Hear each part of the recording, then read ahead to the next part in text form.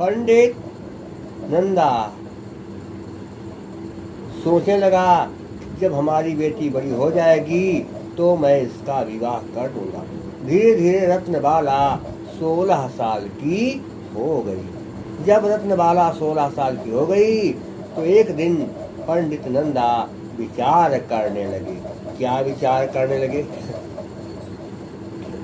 कि रत्नबाला हुई 16 साल की, पंडित जी विचार है।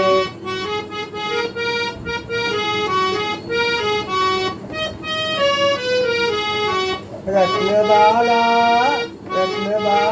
हुई 16 साल की, पंडित जी विचार है। अरे पंडित जी विचार है, हाँ पंडित जी विचार है। रत्नबाला हुई 16 साल की, पंडित जी विचार है।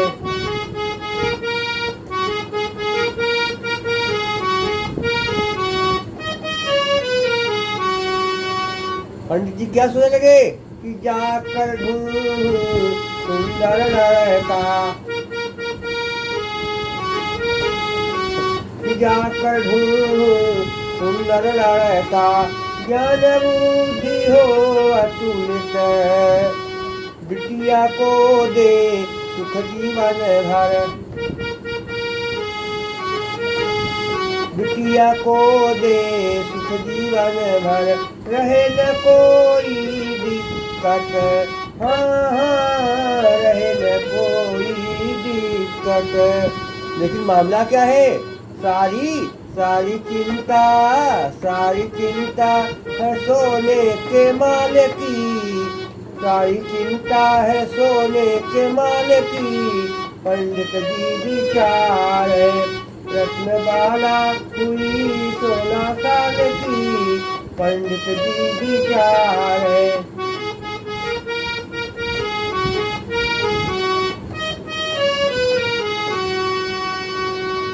और फिर क्या हुआ? शादी करी के बिटिया की मैं, शादी करी के बिटिया की मैं, अपना धर्म निभाऊं,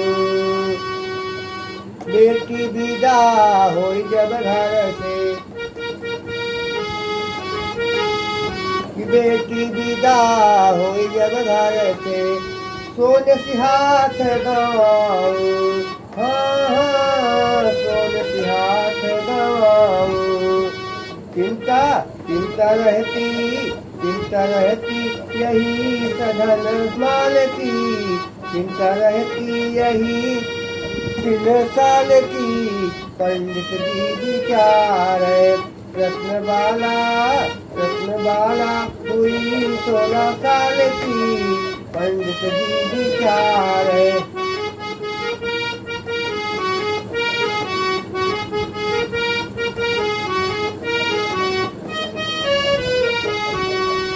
पंडित सोचने लगे, मैं अपनी पुत्री की शादी कर दूंगा तो बढ़िया है, लेकिन उनको चिंता ये रहती थी कि अगर हमारी पुत्री जब चली जाएगी तो मुझे सोना नहीं मिलेगा। लेकिन पुत्री की शादी तो करना ही है, बेटी की शादी तो करना ही पड़ेगा। और ऐसा विचार करके जब रत्नबाला 18 साल की हो गई तो पंडित जी रत्नबाला के लिए एक अच्छा घर और वर ढूंढने लगे। और पंडित जी की मेहनत रंग भी लाई। क्या हुआ कि लगा खोजने विप्र सुंदर जमाई,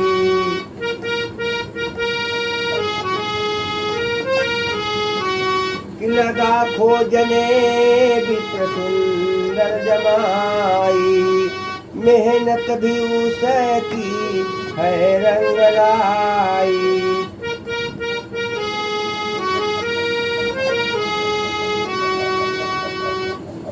और सोमदेव लड़का नंदा को भाया,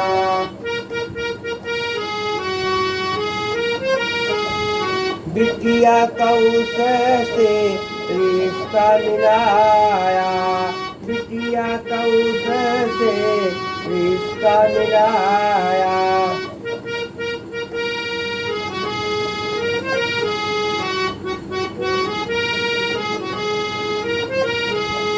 फिर ढूंढते ढूंढते नंदा को एक लड़का मिल गया, इसका नाम था सोमदेव।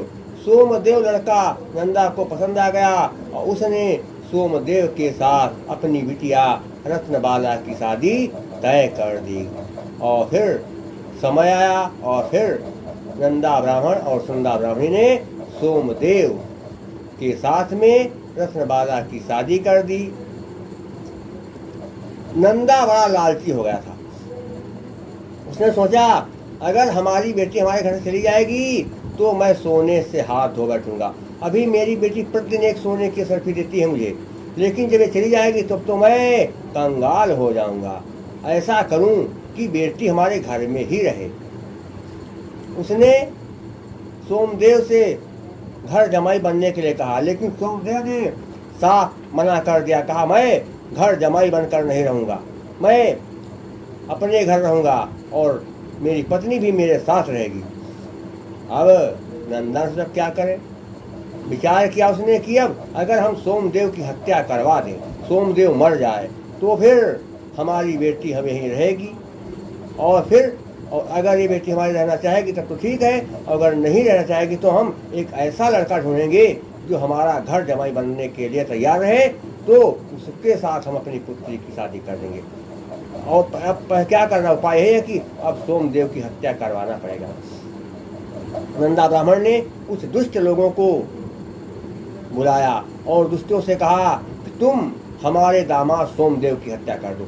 जब हमारा दामाद जो है अब हमारी बेटी को विदा करके ले जाएगा तो रास्ते में जो जंगल पड़ेगा, जंगल में होकर रास्ता गया है, तो वहाँ पर तुम मेरे दामाद की हत्या कर देना। इसके बदले में मैं तुम लोगों को ढेर सारा धन दूंगा। बदमाश लालच के चक्कर में पड़ गए और फिर क्या किया, वो रास्ते में छिप गए। और जब सोमदेव अपनी पत्नी रत्नबाला को विदा करके ले जा रहा था, रास्ते में बदमाशों ने सोमदेव की हत्या कर दी। सोमदेव की हत्या होते देखकर रत्नावली पछाड़ खाकर गिर गई, बेहोश हो गई, रोने लगी। फिर इसके बाद होश आया, फिर रोने लगी, चिल्लाने लगी। कुछ ही देर में सोमदेव की हत्या का समाचार नंदा ब्राह्मण और सुनंदा ब्राह्मणी को मिला। वह दोनों भी वहां रोते हुए आए। नंदा ब्राह्मण तो सब जानता था, लेकिन वो रोने का झूठा नाटक कर रहा था। सुनंदा ब्राह्मणी बहुत चिल्ला रही थी, रो रही थी। वो सब लोग इतना व्याकुल थे कि क्या कहा जाए।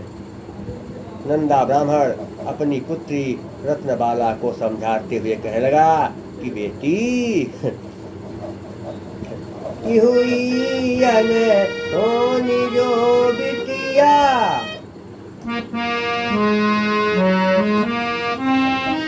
हुई अनहोनी जो बिटिया, समझ हम कुछ नहीं पाए।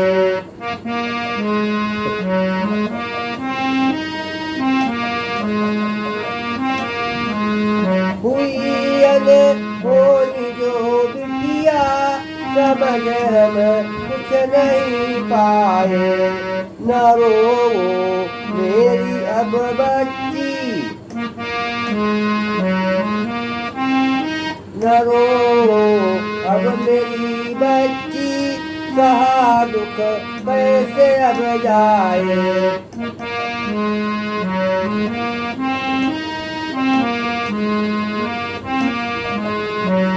हटा जा हृदय मेरा, हटा जा हृदय मेरा, बड़ा भगवान निष्ठुर है। अभी में भी नहीं छूटी, गजब कर दिया ईश्वर है।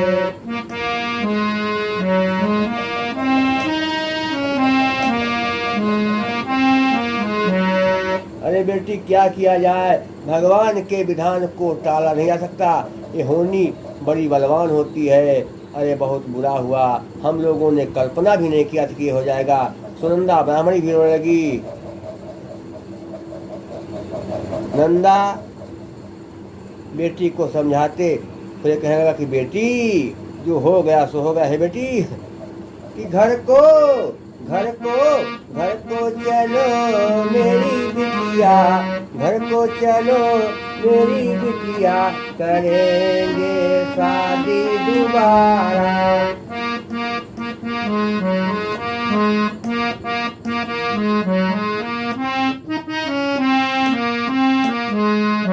घर को चलो मेरी बिटिया, करेंगे शादी दोबारा। भूल जाओ इस अपने पति को, भूल जाओ इस अपने पति को, मान लो कहना हमारा।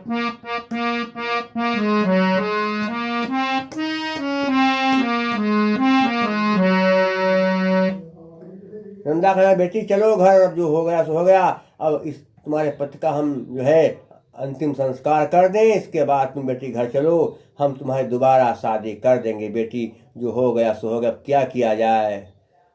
रत्नबाला कहने लगी कि हे पिताजी, कहीं नहीं मैं बापू जाऊं,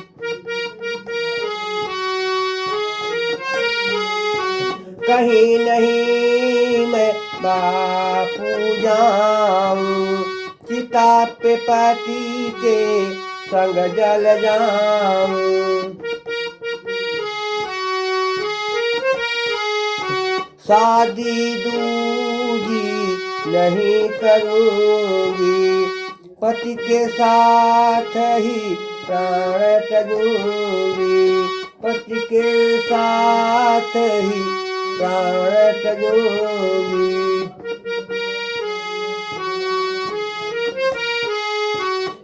रत्नबाला ने कहा हे पिताजी, अब मैं घर नहीं जाऊंगी, मैं अपने पति की चिता के साथ ही जल करके मर जाऊंगी, मैं अब दोबारा विवाह भी नहीं करूंगी।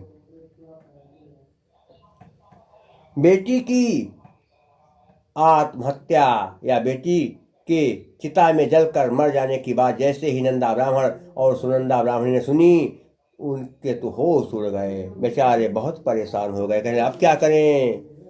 सुनंदा ब्राह्मणी हाथ जोड़ करके रो रो करके आंखें मूंद करके हनुमान जी से प्रार्थना करने लगी कि हे प्रभु, हमने ऐसा कौन सा बड़ा भारी अपराध किया जिसके कारण मेरे दामाद की हत्या हो गई और मेरी बेटी भी अब पति के साथ जल मरने के लिए तैयार हो गई है।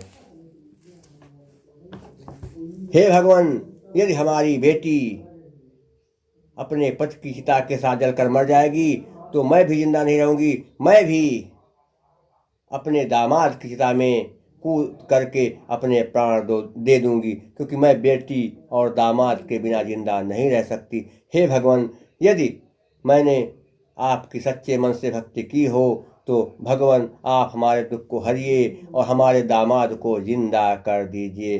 हे भगवान, आप मेरे दामाद को जिंदा कर दीजिए, क्योंकि आपकी कृपा से ही ये बेटी मुझे मिली है और अब मेरी बेटी असमय में विधवा हो गई, जिसकी मैंने कल्पना भी नहीं किया था।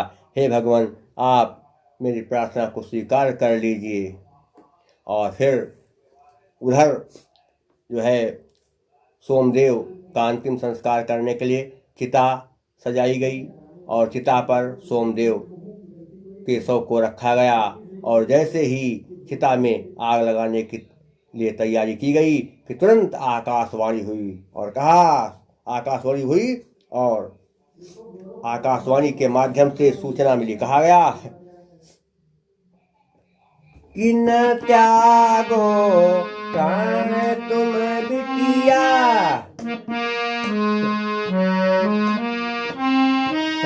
न त्यागो प्राण तुम बिटिया, तेरी बिगड़ी बनाऊंगा।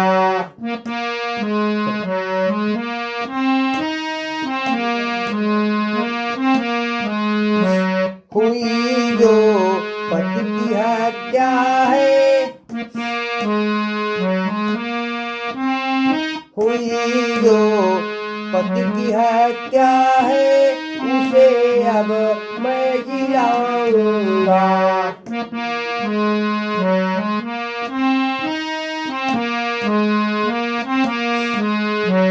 मूंद लो आँख सब अपनी,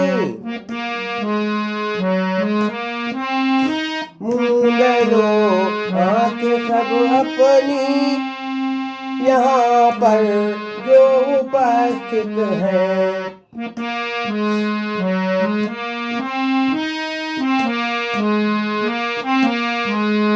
ध्यान करिए प्रभु का सब,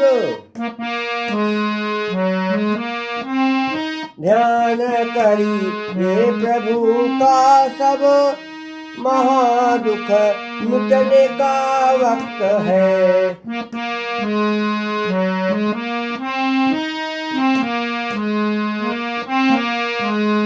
आकाशवाणी हुई कि आप चिंता न करें, अभी मैं रत्नबाला के पद को जिंदा कर दूंगा। सब लोग अपनी अपनी आंखें मूंद लीजिए और भगवान का ध्यान करिए। सब लोगों ने आंखें मूंद ली और भगवान का ध्यान करने लगे। और उसी समय हनुमान जी की कृपा से सोमदेव जिंदा हो गया। उसमें प्राणों का संचार शुरू हो गया और जिंदा हो गया। उसने देखा, चिता से उठ बैठा। उसने देखा कि सब लोग आंखें मूंदे हुए हैं। मामला क्या है? सोमदेव सामने आ गया और सबसे कहने लगा कि अरे ये क्या है, आप सब लोग आंखें मूंदे हैं। अरे क्यों हो ध्यान लगाए, सब जन हमका बताओ।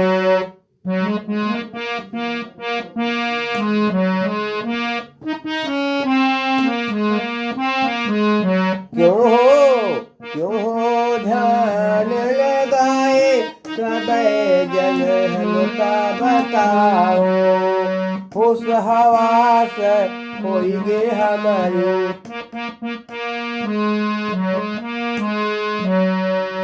होश हवास खोई गे हमारी, हमका कुछ ना सूझे। लागत लंबी नींद से जागन, लागत लंबी नींद से जागन, कोई कुछ ना बूझे।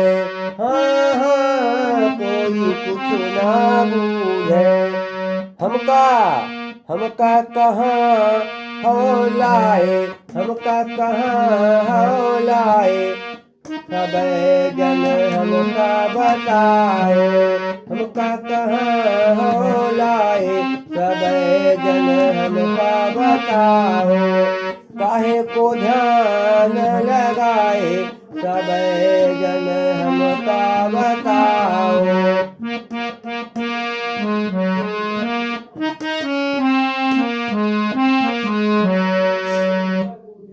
सोमदेव की आवाज सुन करके सबने आंखें खोली और सोमदेव को हंसता मुस्कुराता अपने सामने देख करके रत्नबाला और सुनंदा की खुशी का ठिकाना नहीं रहा। नंदा भी बेमन प्रसन्न हुआ, लेकिन वो आश्चर्यचकित हो गया कि अरे ये क्या, मन में सोचा कि मैंने क्या कराया और क्या हुआ। हनुमान जी ने लगता है इसे जिंदा किया है। अरे मैंने बहुत बड़ा अपराध किया है।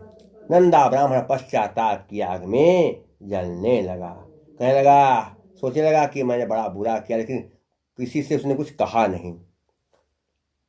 रत्नबाला सुनंदा ब्राह्मणी हनुमान जी को बार बार धन्यवाद देने लगे और उनको याद करने लगे, उनसे प्रार्थना करने लगे कि हे भगवान, आपको कोटि कोटि धन्यवाद, आपको कोटि कोटि नमन, आपने हमारे पति को जिंदा कर दिया। सुनंदा कहने लगी, आपने हमारे दामाद को जिंदा कर दिया, प्रभु आपको कोटि कोटि नमन, कोटि कोटि धन्यवाद। और सोचने सुनंदा ब्राह्मणी कहने लगी कि हनुमान जी का ध्यान करने से सारे दुख दूर हो जाते हैं। सुनंदा ब्राह्मणी सबसे कहने लगी कि अरे मेरे साथियों, सगे संबंधियों, मेरे सभी जो है पास में रहने वाले सभी लोगों, मेरे सगे संबंधियों, सब लोग जो यहाँ उपस्थित हैं, सब लोग हनुमान जी का भजन करिए। और फिर सब लोग हनुमान जी का भजन करने क्या कहने लगे। भजो भजो हनु हनु हनुमन, भजो हनु हनु हनु हनुमंता, भजो हनु हनु हनु हनुमंता, जाएगी सवर जिंदगानिया।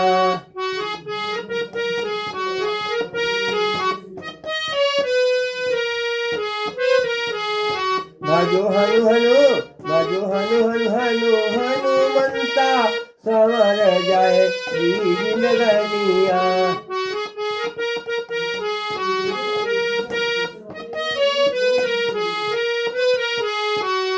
अरे जब प्रभु जी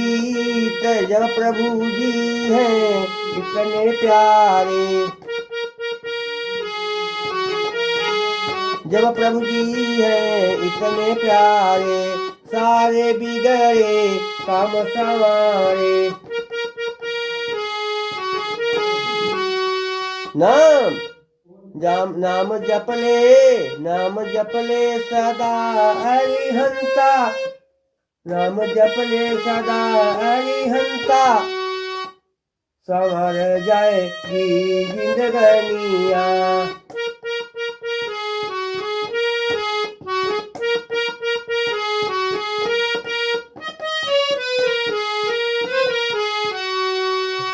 नहीं जग में कोई हमारा, बस तेरा है एक सहारा। राम प्यारे बड़े सुख मनता, राम प्यारे बड़े सुख मनता, संवर जाएगी जिंदगानिया।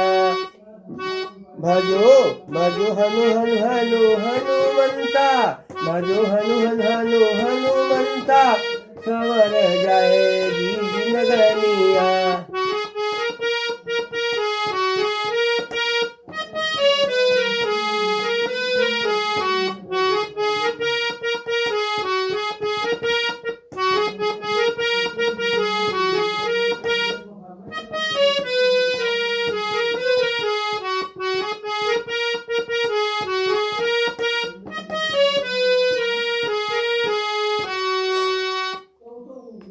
फिर सब लोग हनुमान जी की महिमा का गान करने लगे। क्या कहने लगे। लीला प्रभु जी आज ऐसी दिखाए, लीला प्रभु जी आज ऐसी दिखाए, कुछ कहा भी न जाए, कुछ पढ़ा भी न जाए।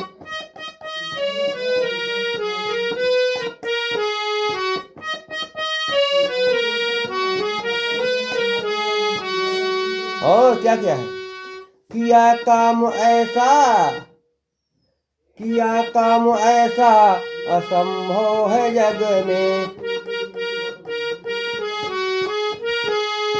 किया काम ऐसा असंभव है जग में, हर लिया दुख सारे बस एक क्षण में, हर लिया दुख सारे बस एक क्षण में। इसलिए हम स्वार्थी आपको क्यों भुलाए, हम स्वार्थी आपको क्यों भुलाए, कुछ कहा भी न जाए, चुप रहा भी न जाए। लीला प्रभु जी आज ऐसी दिखाए, कुछ कहा भी न जाए, चुप रहा भी न जाए।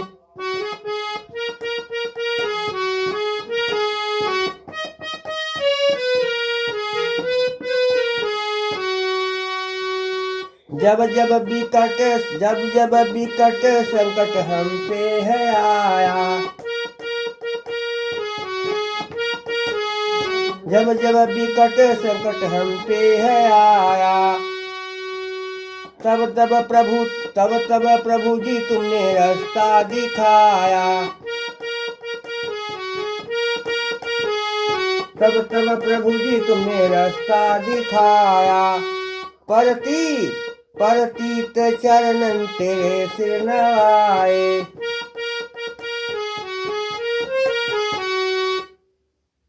लीला प्रभु जी आज ऐसी दिखाए, कुछ कहा भी न जाए चुप रहा भी न जाए।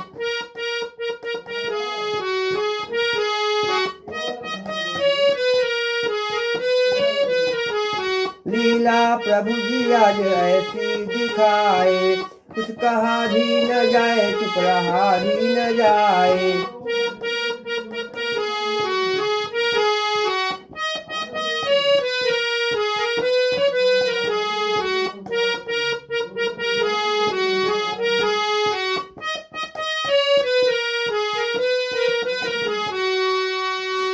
बोले हनुमंत लाल की जय।